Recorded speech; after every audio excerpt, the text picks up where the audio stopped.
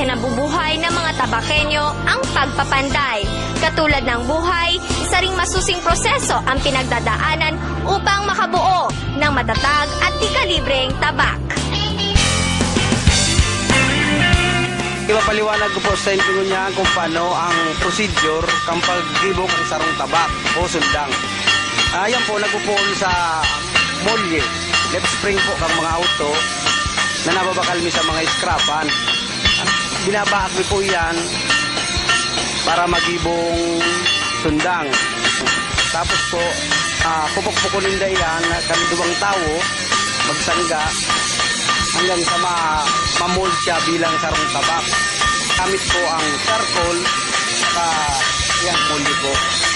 Yan, pagkatapos po yan, kukuhaan mo yan kang grinder. Siya po ang mag-pipinising hanggang sa maglag kay handle.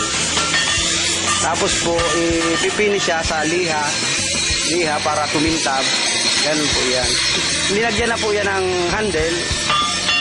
Hanap, finish na po.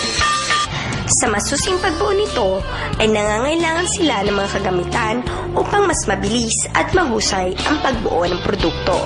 Kaya sa tulong ng Department of Trade and Industry at ng Department of Labor and Employment, sila ay pinatayo ng strukturang magsisilbing gawaan ng samapat o ng samahang manggagawang panday ng tabako.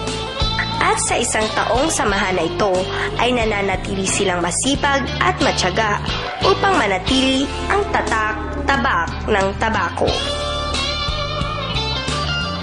Sipag, determinasyon at pagmamahal sa ginagawa ang pinakamahalagang sangkap upang makabuo ng di-kalibreng tabak. Mula pa rin dito sa Tabaco City, the City of Love, ito si Kat Mesias at ito ang The Countryside Stories.